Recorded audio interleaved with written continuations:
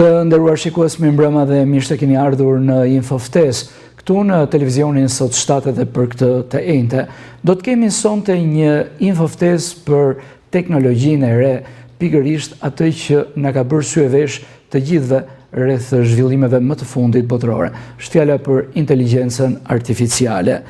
Pikërisht, koha dhe ngjarjet tani do të llogariten para dhe pas erës së inteligjencës artificiale. Thënë më ndryshe, AI do të jetë abetarja e sardhmes, por a kërcënon pikërisht inteligjenca artificiale njeriun apo vendet e tij të punës? Të gjitha këto do t'i zbulojmë nga intervista shumë interesante që ka mundur të realizoj me Erion Surrej, eksperti i transformimit digital. E ndjekim këtë intervistë interesante. Atëherë, zoti Surrej, faleminderit që u bët pjesë e Infoftes në këtë trajnim kaq interesant për inteligjencën artificiale. Kënaqësi, Iliri, mësoj, faleminderit për ftesën. Thjesht. Do doja një herë së pari t'ju bëja një pyetje që është sy e vesh edhe nga gjithë publiku. Ç'është inteligjenca artificiale? Në fakt është e vërtet që përdoret aq shumë sot fjala inteligjencë artificiale sa ndonjëherë shumë prej nesh rendin pas saj, pa kuptuar rëndësinë e saj dhe thellësinë gjithashtu. E them këtë sepse shumë njerëz e përdorin sot inteligjencën artificiale, po pa kuptuar vlerën e saj në mënyrë sipërfaqësore dhe ngelen aty. Sa shumë të tjerë nuk e përdorin fare sepse e shikojnë diçka të frikshme. Është e sigurt që kur flasim për inteligjencë artificiale, për të kuptuar çfarë është aftësia e një programeve për të menduar dhe në një farë mënyre replikuar mënyrën se si punon dhe inteligjenca njerëzore. Pra aftësia jonë në njerëzve për të marrë vendime të caktuara është në farë mënyre është replikuar dhe është bërë mundur që të përdoret dhe kompjuterit të përdoret të njëjtën lloj inteligjence. Që do të thotë që si çdo inteligjencë dhe ajo njerëzore dhe ajo artificiale kanë të përbashkëta e veta. Pra do të thotë që bazohet mbi informacion, mbi të dhëna, mbi njohuri të mbarshme, e njëjta gjë dhe neve kur kemi qenë të vegjël nuk dinim gjëra. Thjesht më pas na mësuan prindrit, na mësuan miqt, shokët, shkolla, edhe merra gjithë të njohurinë ne e morëm dhe ishte baza e njohurisë me aftësinë tonë të procesimit që ka truri jon dhe jep të mundur që të bëj një produkt, të bëj një vendimarrje, të bëj një informacion, të bëj një punë të caktuar. E njëjta gjë dhe inteligjenca artificiale. Është ushqyer me informacion të shumtë. Ndryshimi sot pse është sot dhe jo më parë, se dhe më parë kishte informacion. Por sot është arritur teknologjia që të prodhojë të njëjtën mënyrë të procesimit të informacionit si truri njeriut. Dhe ne kemi tashmë inteligjencë artificiale, që do thotë që është mënyra e të menduarit, të marrë vendimeve, tashmë jo nga njeriu, por nga kompjuteri. Dhe kjo tashmë është në një lloj shkalle shumë superiore nga njeriu për disa gjëra, dhe shumë inferiore nga njeriu për disa gjëra tjera. Dhe ne duhet të kuptojmë që ku është e aftë inteligjenca artificiale të kaloj aftësitë e njeriu dhe ku çedon. Dhe nëse ne përdorim për të përpunuar informacion, dokumenta Excel-i, nëse kërkojmë informacion për të bërë një studim apo për të gjetur një koncepte të caktuara të reja, qoftë për të bërë detyrat, për të ndihmuar fëmijën tonë për të bërë detyrat matematika apo në kimi apo lëndë të caktuara, ne mund të drejtohemi inteligjencën artificiale për të na ndihmuar si një lloj mësuesi se si mund të orientojmë për të kuptuar këto koncepte të reja. Dhe kjo është baza dhe është vetëm sipërfaqja se si përdoret inteligjenca artificiale. Çështja është këtu që nëse ne nuk e përdorim, bie që vende të tjera të zhvilluara janë duke përdorur. Apo qoftë në brenda zonën e Pogadësit të Korçës, janë njerëz që e përdorin. Dhe do të thotë që nëse e përdorin siç duhet, do të thotë që ata tashmë janë në një nivel pak më ndryshe, më avangard, më përpara se të tjerë që se përdorin. Sepse në këtë mënyrë ata mund të kuptojnë teoritë të caktuara, mund të kuptojnë se si mund të bëjnë biznes më mirë, se si mund të analizojnë të dhënat e tyre financiare, se si ata mund të gjejnë cila është, le të themi, tregu i ardhshëm për punën e tyre apo për profilin e fëmijës së tyre. Pra, pafundësisht për çdo pyetje që ne kishim deri dje, do na duhej një mentor, do na duhej një konsulent për çështje të caktuara. Tani ne konsulentë kemi në xhep në një farë mënyre. Por kush nuk e di këtë gjë dhe të pyes, të përdor aplikacionin e dur, atëherë do thotë që ai personi ngelet pas. Dhe kjo është ajo që ne duhet të flasim më gjithësisht në Shqipëri. Rreth inteligjencës artificiale. Inteligjencë artificiale dhe inteligjencë artificiale për të gjithë. Që do thotë nëse ne një pjesë e përdor, një pjesë duke përdor, do thotë që do krijohet ndërmjet ajo hendek dhe krijojmë klasa në mënyrë të pavullnetshme, por krijon klasa shoqërie të caktuar.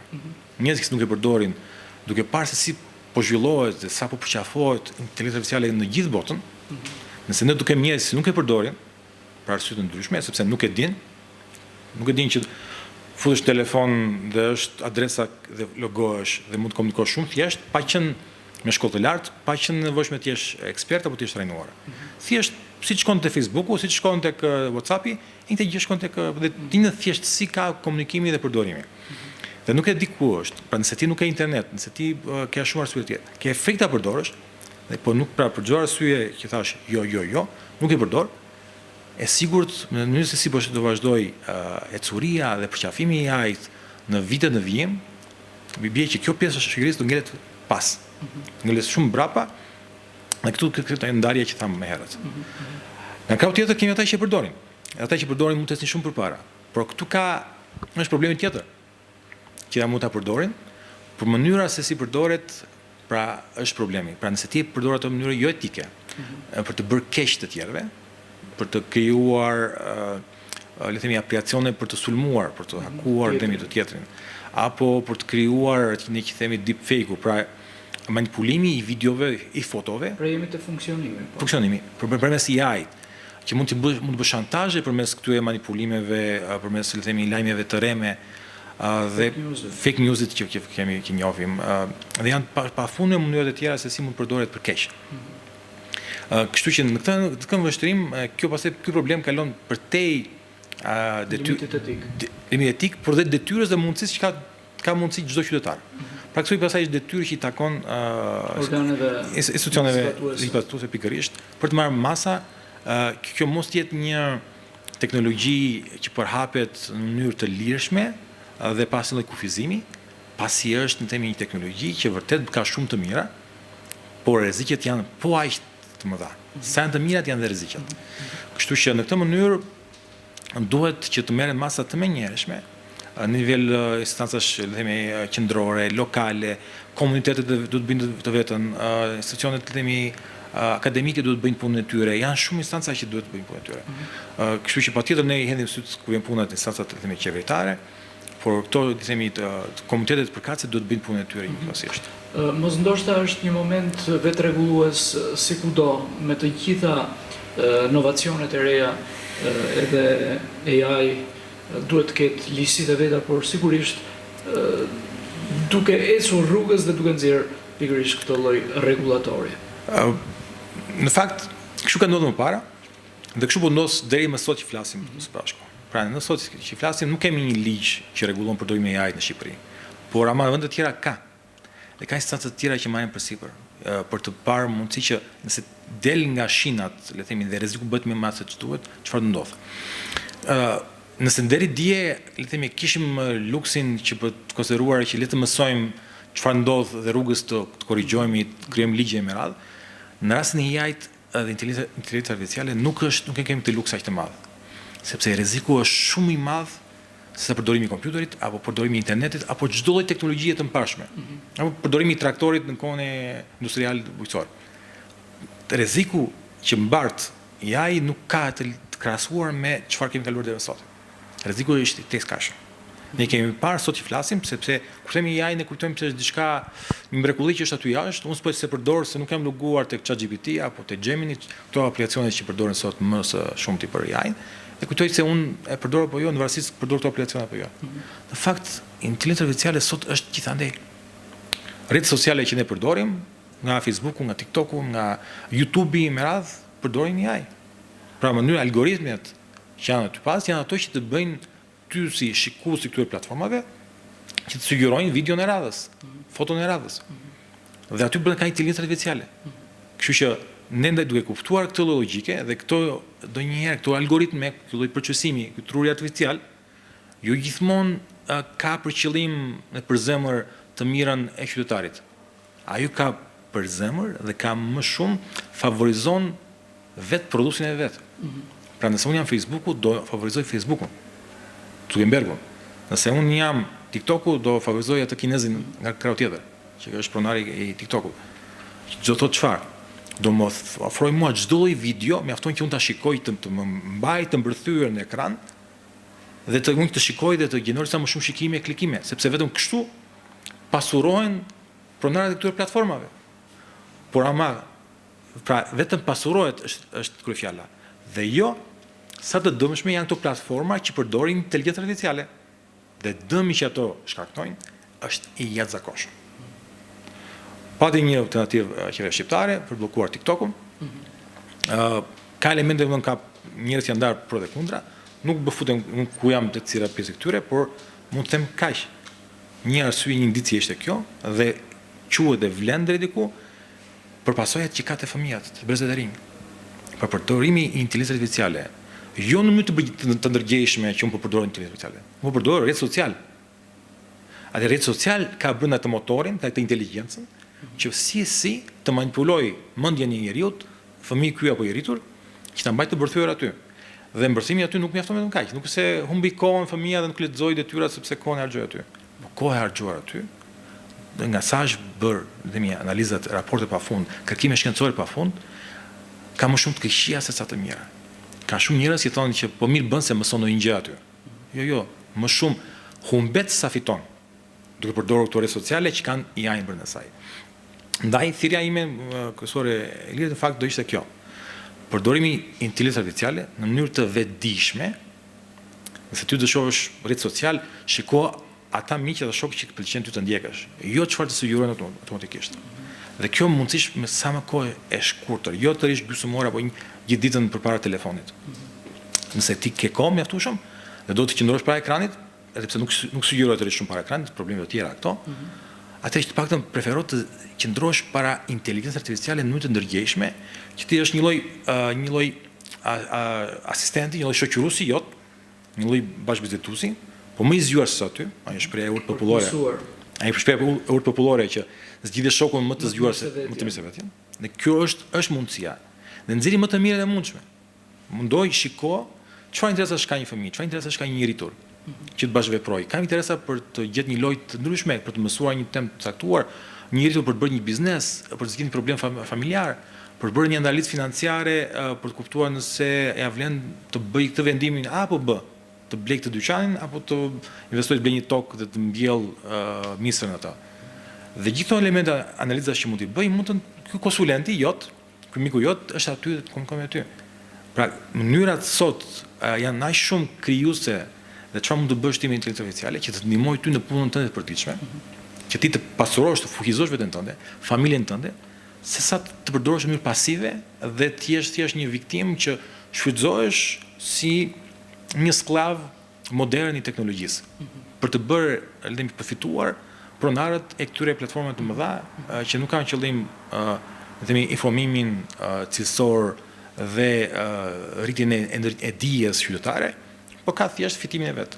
Dhe efektet janë të studiuar tashmë nga gjithë studimet që nga Oxfordi, Harvardi e me radhë, që efektet janë negative në përdorimin e rrjeteve sociale apo inteligjencës artificiale në mënyrë pasive dhe jo në mënyrë aktive duke ndërvepruar.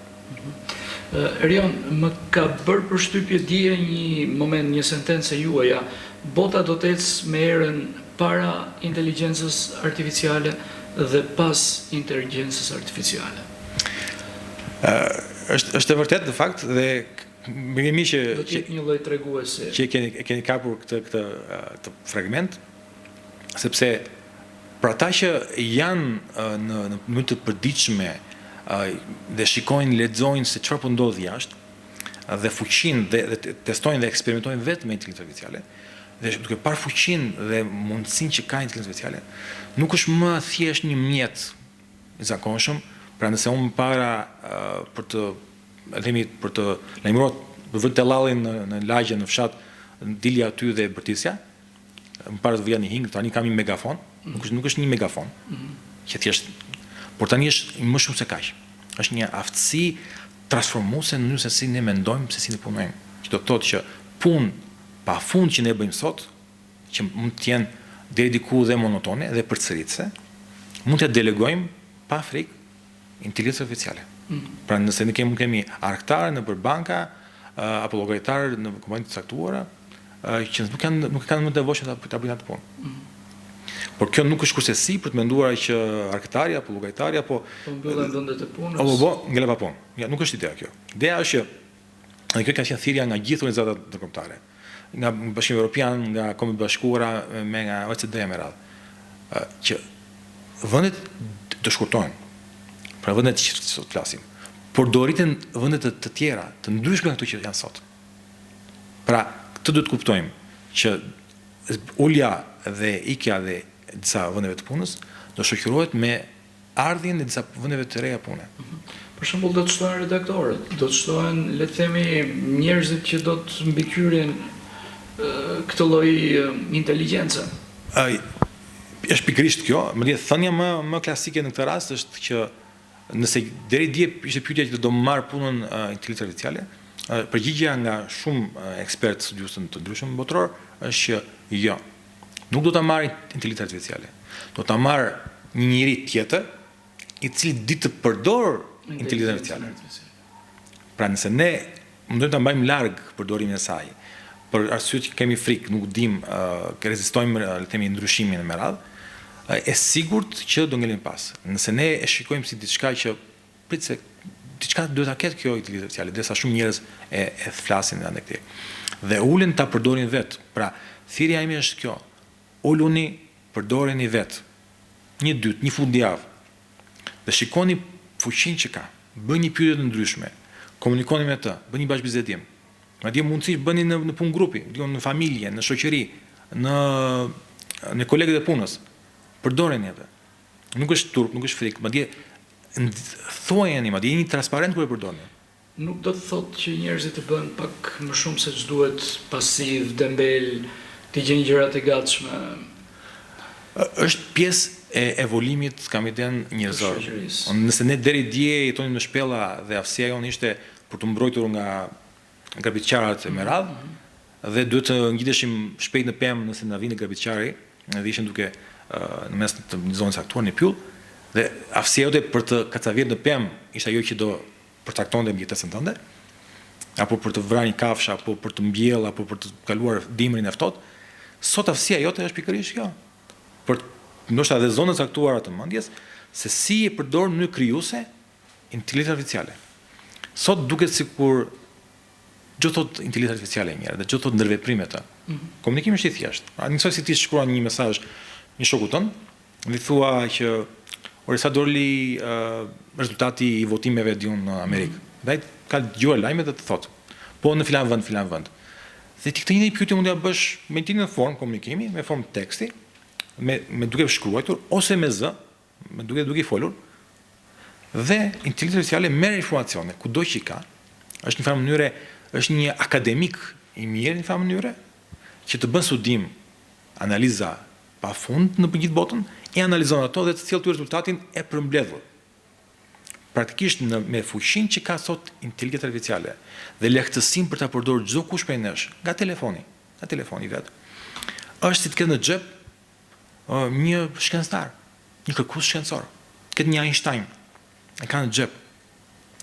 Pra, njerëzit akoma se kanë kuptuar që të pasurit Einsteinin dhe jo vetëm Einsteinin, është pak më zgjuar se Einsteini. Se Einstein ndoshta nuk dinte nga bujqësia, nuk dinte nga elementet e tjera. Ky Einstein jot i ka të gjitha. Mjafton të zbatosh, të kuptosh përparësitë që ke ti, nevojat që ke dhe çfarë do të pyesësh. Dhe është më shumë se çdo ministër, më shumë se çdo akademik. Si zgjidhen problemet me autorsinë, copyrightet e inteligjencës artificiale? Në fakt, kjo është debat shumë i gjatë dhe i gjerë. Sot që flasim... Nëse mund të iluminojmë pak shikuesit edhe të kjo pjesë. Le themi, një farë mënyre, deri dje, pse është problem? Është problem sepse për të avancuar kaq shpejt këto modelet që kemi parë ne, që janë sot në faqe gjithë në internet, të modelet inteligjencë artificiale, kanë abuzuar pak me të drejtën e autorit. Që do thotë që i ka marrë informacionet pa i kërkuar autorit të drejtën. Mesa duket ishte vetëm mënyrë për ta bërë të gjën në të përshpejtuar, sepse nëse do prisni me radhë çdo autor libri, çdo autor shkencor, çdo gazetari që ka shkruar një artikull copyrightin e vet, pra të drejtën e autorit, e sigurt që do vënoni shumë. Dhe aq shumë miliona libra, tekste pafund, materiale, video, se flasim edhe për video këtu, dhe për zë, dhe për audio, dhe për muzikë. Dhe për programim, pra çdo lloj informacioni që është ka qenë aty jashtë, është përfituar nga këto algoritme, që më pas kanë mësuar, dhe ato kanë bërë atë sintezën, kanë bërë ato përpunimin e tyre dhe tani t'japin përgjigje për çdo gjë. Por për të marrë kaq miliona pafundësisht informacione, e sigurt që nëse prisnin të minin të drejtën e autorit për të përdorur ato, nuk do kishin mundësi për ta bërë. Kështu që tani ka thënë një lloj sage ku çdo prodhues informacioni që ka fuqi i hedh në gjyq tani këto për të mos u marrë imazhe apo ose për të paguar pas zërin apo të drejtën e autorit. Pa i thot ChatGPT-s një autor libri, po e ke përdor librin tim, shumë bukur. Jam dakord në gjyq, sa ke detyrimin? Dua $1 milion, dua 100.000 euro. Është një handicap që zgjidhin lekët apo do të futet në kolaps shoqëria në këtë udhkryq? Është kjo ka të bëjë pak mirë menduar edhe kjo gjë. Është ajo pjesa e përmirësimit dhe e krijimit të balancave të tregut në vazhdimsi. Që përmendë pak më herët ju që është lënë në farë lirë, është abuzuar me drejtën intelektuale, tani është në pikë që modelet janë krijuar, ka arritur një lloj ka kaluar cakun, ka shkryuar vëmendja nga publiku, po që këto modele funksionojnë. Dhe tani duhet t'i rregullojmë.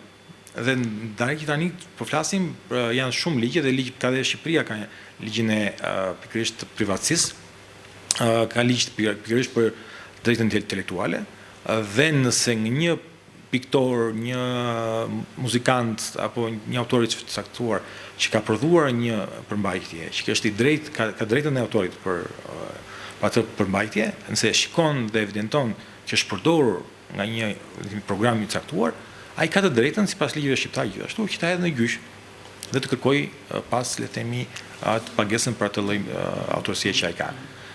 Tu flasim gjithmonë për modele që janë botërore, pra janë gjigantët botërore, që janë kinezë, janë dhe amerikanë kryesisht.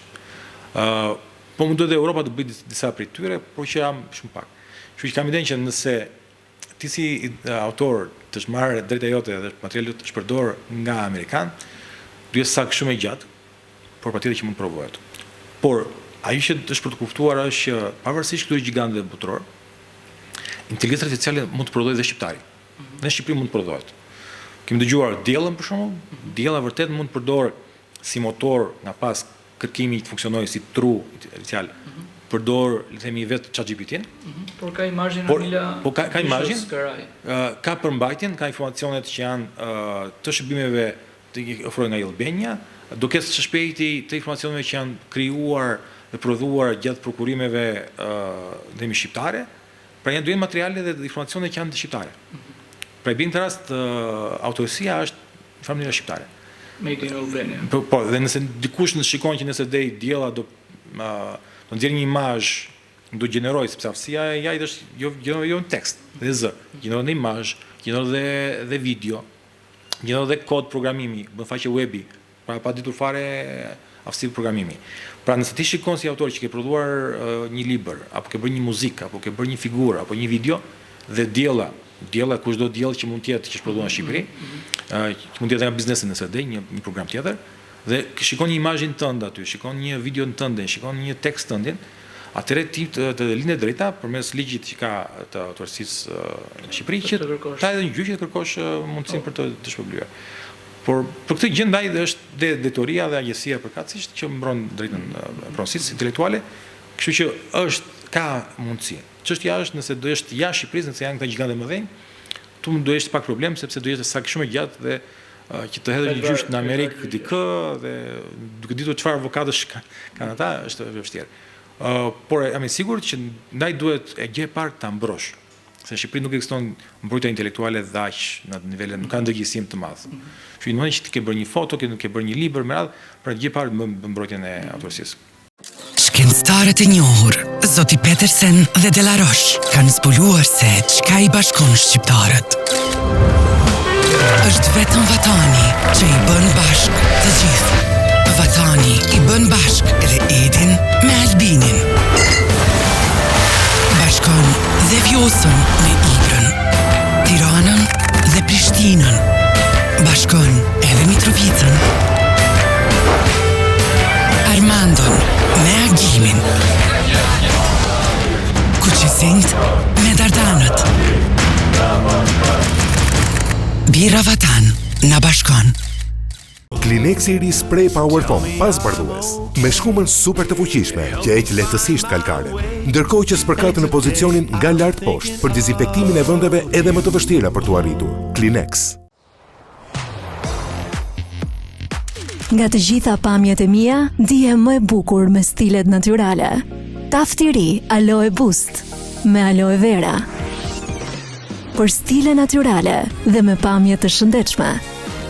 Schwarzkopf Taft Aloe Boost për çdo njërin nga ju.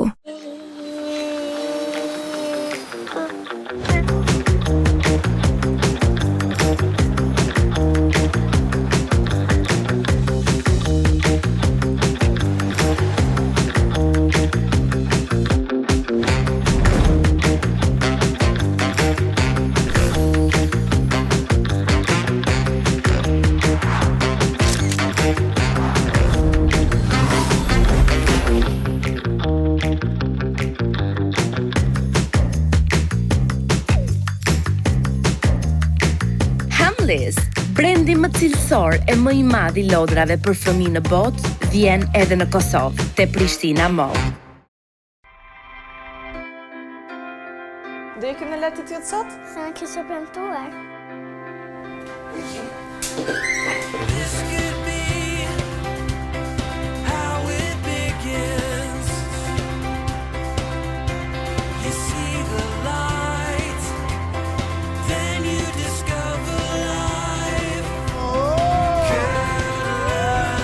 Argëtim për të gjithë familjen.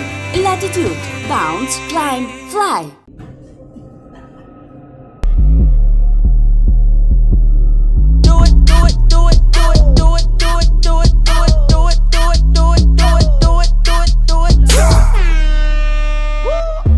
Cool up, cool up, cool up, cool up, cool up, cool up, cool up. Get it, get it, get it, get it, get it, get it, get it, get it, get it, get it, get it, get it, get it, get it, get it. Missy in this doing you ain't never seen. Cool up, cool up, cool up, cool up, cool up, cool up, cool up.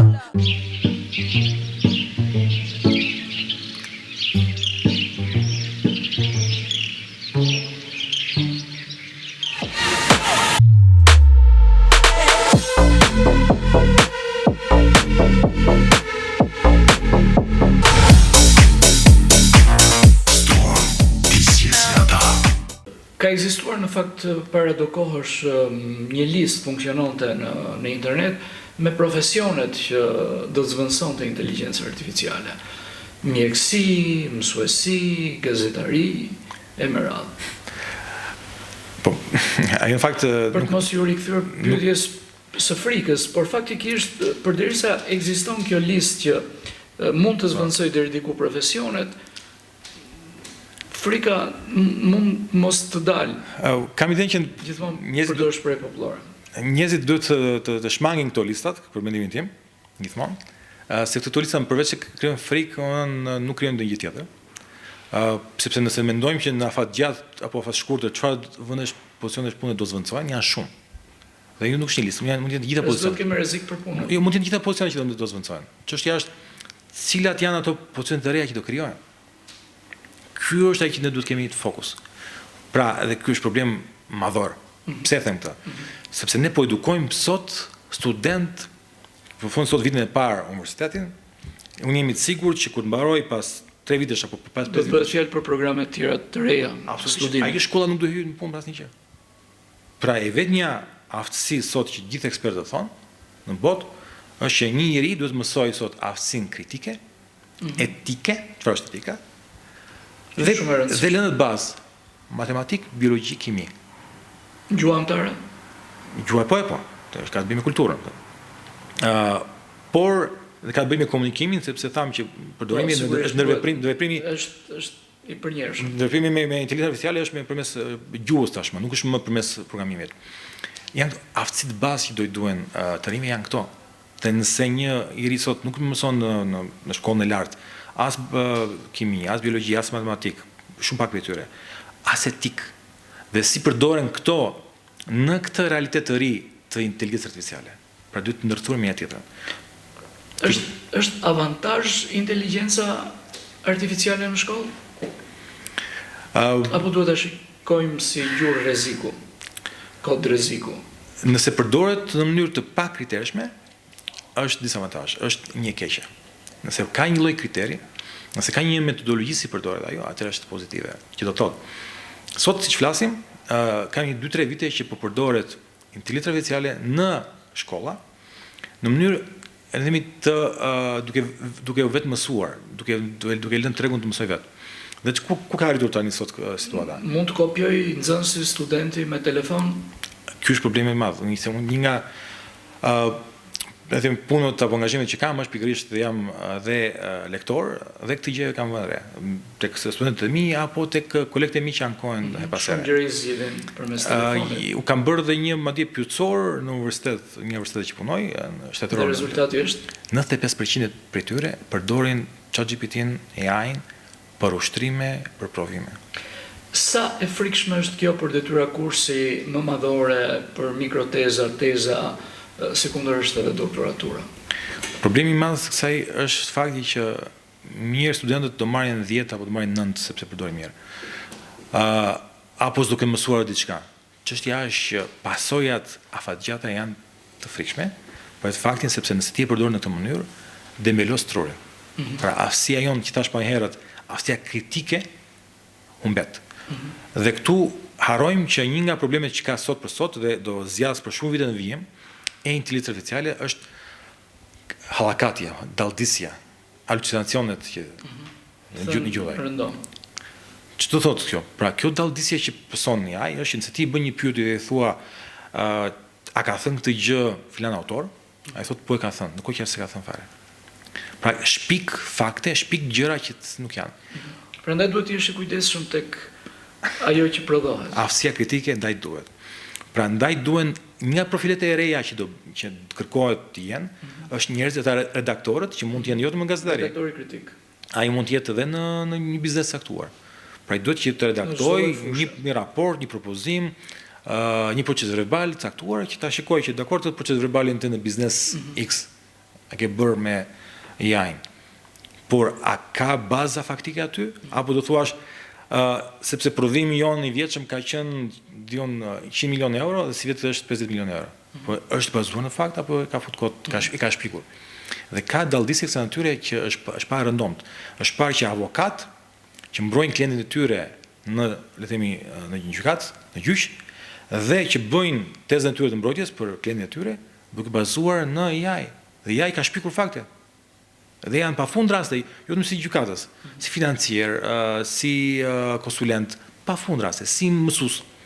Kanë dalë profesorët, kanë dalë leksion përpara studentëve të tyre, jo duke marrë librin, sepse përtonin të hapnin librin, të gjenin, të bënin materialet prezantuese, po ja jepnin ChatGPT-s. ChatGPT-ja nxirrte fakte që ishin.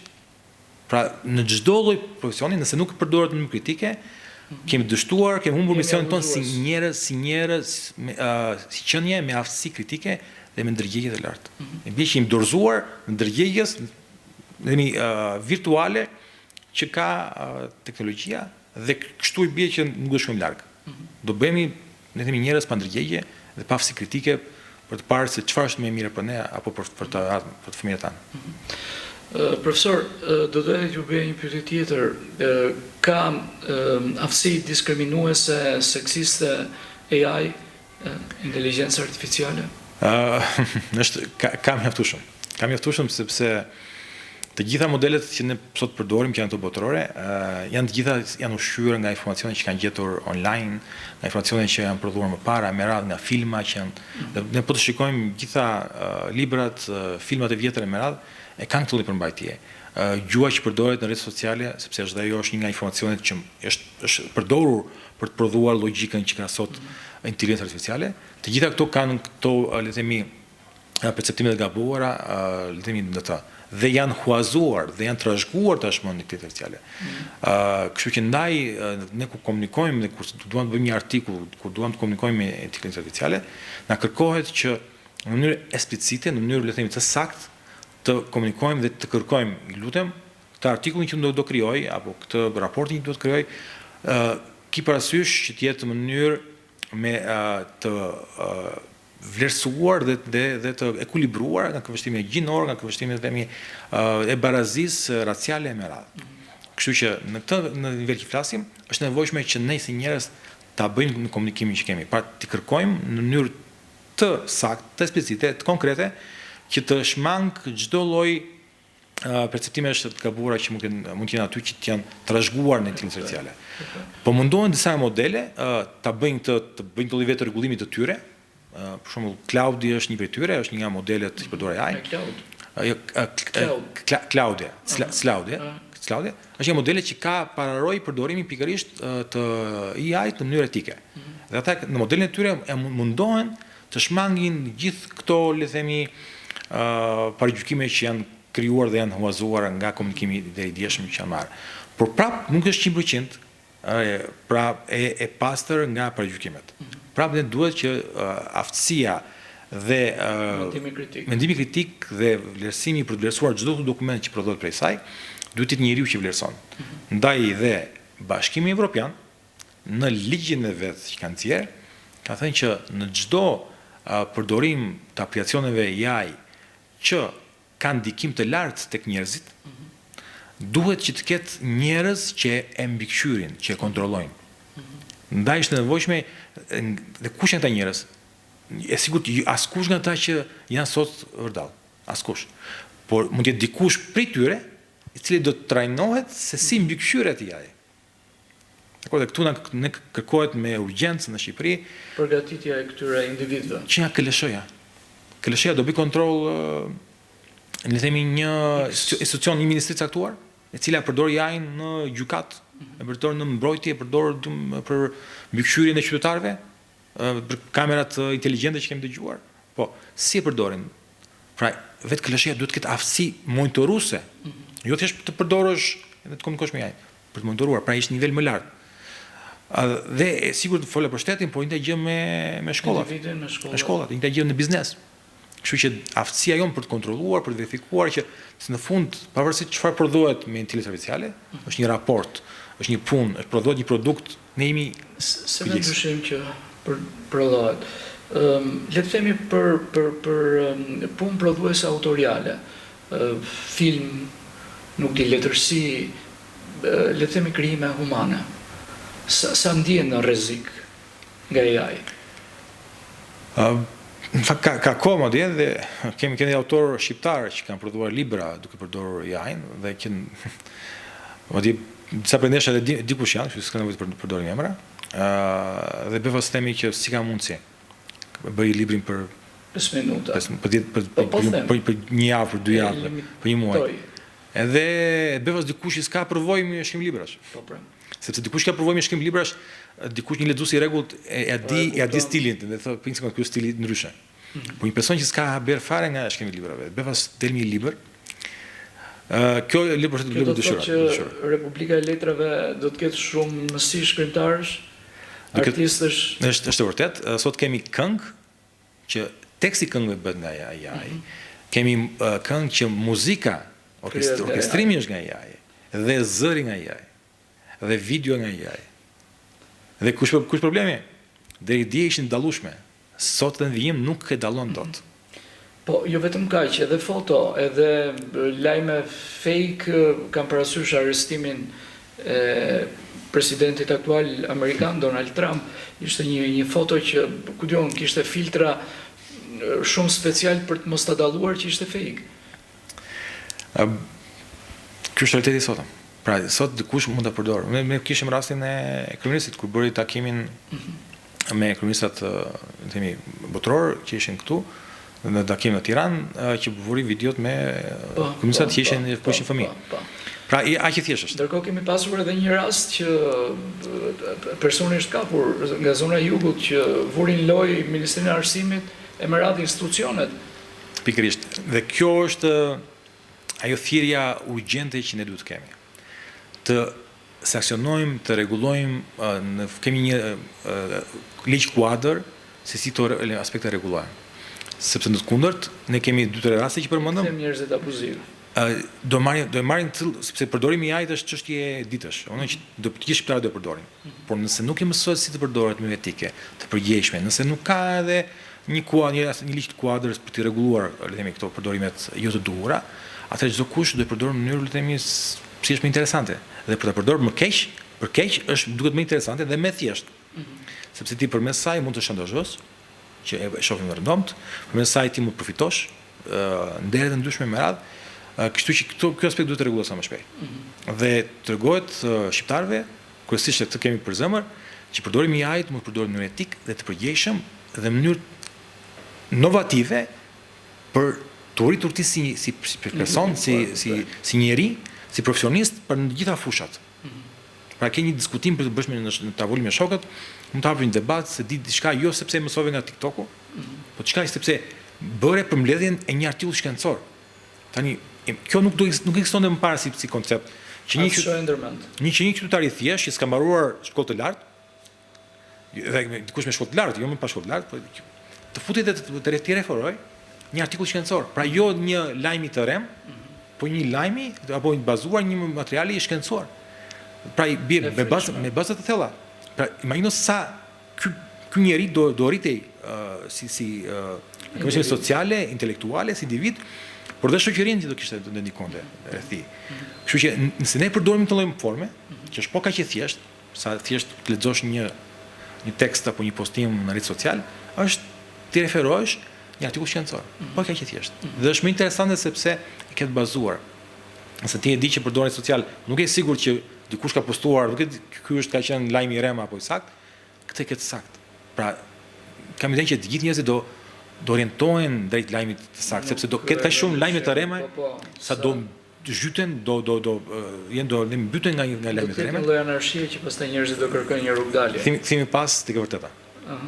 Dhe e vërteta është pse them, por ajo ekziston.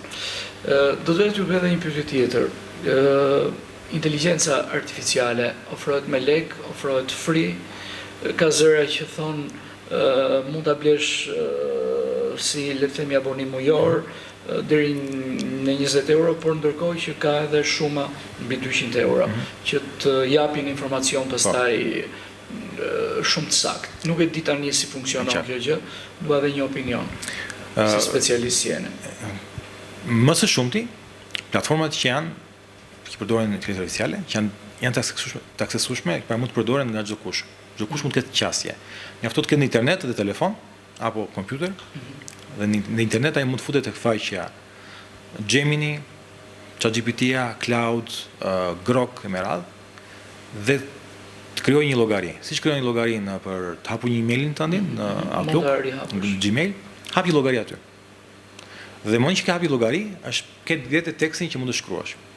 Dhe llogarinë që mund të hapësh, për këto platforma që përmenda, kanë përdorim falas. 0 lekë, nuk paguan asnjë gjë. Nëse siç përdor Gmailin, as siç përdor Outlookun, e njëjta gjë është kjo, është falas. Patjetër që ka edhe abonime, pa që duhet paguash, po të njëjtat platforma ka edhe mundësi për abonime, por ndryshimi midis tyre për dikë që është, le të themi, fillistar, le të themi nuk janë të nevojshme. Pra fillimisht ti mjafton të hapësh pa paguar asnjë lek, dhe të marrësh informacion.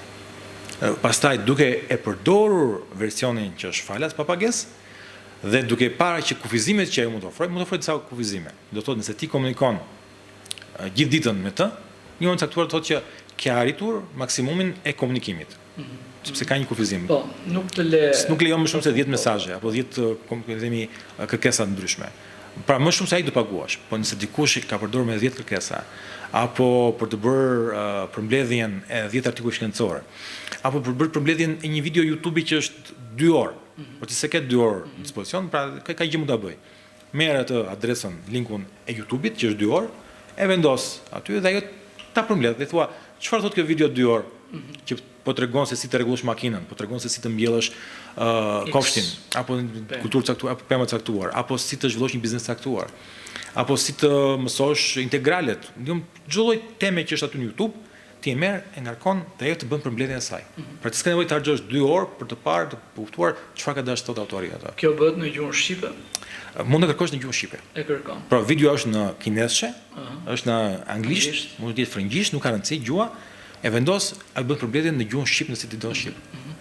Edhe një pyetje. Një tekst mund të kthehet në video dhe një video mund të zbardh tekstin nga ChatGPT-ja. Pra, ti ke një intervistën që ne sot po bëjmë, unë duaj që ta transkriptoj në letër. Pikërisht, disa prej tyre, jo të gjitha, kanë këtë funksion. Janë disa modelet të caktuara që janë akoma më të sakta, që do të thotë që modelet që përmenda mund ta bësh të gjë, por ndoshta saktësia e transkriptimit të saj nuk është aq. Kurse janë ca aplikacione që janë pak më të specializuara, që janë engas për bërë transkriptimin. Otter është një prej tyre. Është një model madje që shqiptar, Neura, që ka, le të themi, është bërë nga kompani të rinj shqiptar, që bën engas për gjuhën shqipe, bën nga teksti, në fakt është tekst në zë në fakt, jo në video, është nga teksti në zë dhe nga zëri në tekst për bërë transkriptimin në zërit. Kështu që ka mënyra të bërë të funksionë. Dhe duat t'ju bëj dhe pyetje në fundit, sa i rrezikuar është një komp, një shtet, institucionet e tij, bankat nga inteligjenca artificiale? Pse jo, shkollat, universitetet, diplomat? Në fakt, rreziku është aq i madh. Kam thënë që e përmbyll me këtë lloj ngritje, le të themi, ndërgjegjësimi, është aq i lartë sa njerëzit nuk e kanë perceptuar ende. Madje asistancat shtetërore kanë frikë se nuk e kanë kuptuar ende. Rreziku është i shumëllojshëm. Është në përdorimin e saj, që janë pafund arsye, po gjithashtu është dhe në mos përdorimin e saj. Në mos përdorimin e AI-t e përmendur më herët. Pra nëse ti nuk përdor AI-n dhe je autoritet shtetëror i sigurisë kibernetike, dhe e di shumë bukur që sulmet ty nuk do të vinë më nga njerëz. Sulmet kibernetike në Shqipëri do të vinë nga AI. Do të thotë janë agent, pjesë kompjuterike të shufishuara, ku secila prej tyre funksionon si një njeri vetë, si një Einstein njeri, kujdes. Dhe ky Einstein është engas për të sulmuar serverat e televizionit tuaj, serverat e bashkisë tuaj, serverat e një biznesi të caktuar, e bankës. Dhe të dhënat e individit. Dhe këtë tillë mund të kesh 1000, mund të kesh 1 milion programe të tilla, kemi 1 milion Einstein që mund të vinë të sulmojnë Shqipërinë. Dhe jo vetëm për të hakuar, për të marrë informacionin dhe për të bllokuar informacionin. Mund të jenë shumë në mënyra që të paimagjinueshme. As neve nuk na e rrok mendja, vetëm kur na ndodh, pas ka pas dhe kështu mënyrash. Kështu që vetrregullimi besoj është shumë i vështirë dhe ndaj ne duhet të rrisim alarmin në mënyrë të jashtëzakonshme, si qytetar, si komunitet, si shoqëri e gjitha, si qeveri. Dhe të gjithë së bashku të punojnë për të qëllim të përbashkët. Sepse nëse do kemi një sulm të sponsorizuar nga një shtet caktuar me fuqitë dhe aftësitë që të ofron AI sot, sado që të jemi rritur aftësitë tona për të qenë më të sigurt me radhë, pra problemi jon, pra shkalla ne kemi rritur, po janë rritur dhe me keqdashësit. Jemi rritur me 10, ata janë rritur me 100 se kanë përdorur inteligencën artificiale. Pra duhet të jemi të vëmendshëm. Ndaj përdorimi inteligencës artificiale duhet, pra nuk mund të thuash se përdor sepse për arsye të ndryshme. Do të përdorosh sepse ti sulme do i kesh po me inteligencën artificiale. Dhe është ai po i them dhëm sy me sy. Nëse ne do të sulmojmë me inteligencën artificiale, ne duhet të mbrohemi me inteligencën artificiale. Kështu që përdorimi i saj në sa të gjërash aq më mirë. Unë di që në Shqipëri autoriteti kombëtar sigurisë kibernetike po përdor inteligencën artificiale. Dakor? Po dini që duhet ta përdorin edhe të tjera. Pra mos përdorimi nuk është zgjidhje. Dhe shpëtim. Por përdorimi gjithashtu nuk është zgjidhje. Përdorimi sa më i saktë. Nëse ne përdorim të dhëna ku fuqizojmë stereotipet, sepse diun në prokurimin publike, do fitoj një tip person që fitoi tendrin e korruptuar para një viti. Kështu që s'mund të lëmë të njëjtat stereotipe që kanë qenë aty apo brenda në dhënat tona. Duhet i rregullojmë. Nëse ne i lejojmë gazetaria që ka qenë gazetaria më para, një stereotip caktuar për shtesa të ndryshme, atë duhet sigurojmë që si mund të pastrojmë të dhënat. Pra, jo thjesht përdori AI-n. Përdori AI-n në etike, do të pastroj të dhënat, do të thotë që përdor një algoritëm të dur, mbrojtës, përdor njeriu i ritrajnuar me aftësinë për ta mbikëqyrur me radhë, dakor? Dhe e bëj këtë në mënyrë të vazhdueshme. Dhe rritem dhe përdor AI-n, modelin e fundit që del aty gjithmonë më të riun dhe në mënyrë sa më krijuese në çdo aspekt të ekonomisë shqiptare, në çdo aspekt. Dhe duke të qenë të hapur për të bërë gjëra ndryshe, për të bërë procese të ndryshe. Nëse siç u mendua hapur atëherë që toka nga puna me kazëm, me lopat do punoj me mekanizuar motor, atëherë do ikë njerëzit nga fusha, do vinte traktori, të njëjtën formë ndryshimi i transformimit do ta shikojmë këtu. Që ndoshta mund të iki nga 100 gazetarë që janë në terren, mund të ikin gjysmë e tyre, ose mund të jenë po ata, po të bëjnë një punë tjetër. Mund të bëjnë rolin e edukimit dhe me në terren, me ndërgjegjësimin e qytetarëve, por mund të ketë pafund mundësi të tjera krijuese, që ne mund t'i vëmë njerëzit në punë, por gjithmonë duke i fuqizuar ata përmes AI-t etik dhe përmbërtjen e shoqërisë njerëzore. Unë ju falenderoj profesor për këto shpjegime iluministe, vërtet janë të domosdoshme, utilitetin ditët tona aq më tepër që po ecet me ritme kaq të shpejta sa nuk e mendon ndonjëherë prezencën e AI apo inteligjencës artificiale mes nesh. Unë shpresoj që të kem mundësinë të vi sërish në zonën tuaj. Jeni mirëpritur. Fatikisht dhe shkaqësi kur jam ku ndodhem këtu. Dhe mundësisht të bashkëpunoj me shoqata, me komunitetin, për pas mundësinë që këto lloj dijesh mos të vinë nga Tirana, por të krijohen të jenë këtu në të zonës, të fuqizojnë çdo individ, çdo qytetar, çdo person që punon në fshat, që punon tokën apo ka një biznes caktuar, çdo fëmijë, të ndihmojnë çdo njeri dhe vetëm duke ndërgjegjësuar dhe duke u përditësuar në dijen që ne marrim, kemi mundësi që të përballim këtë lloj sfide që ofron AI-n. Do të thotë në mënyrë të vazhdueshme, dinamizëm të përditshëm. Pra risit nuk ndodhin më një herë në 50 vite, tani risit ndodhin çdo javë. Unë ju falenderoj shumë edhe një herë. Kënaqësi. Më takofshim. Kënaqësi.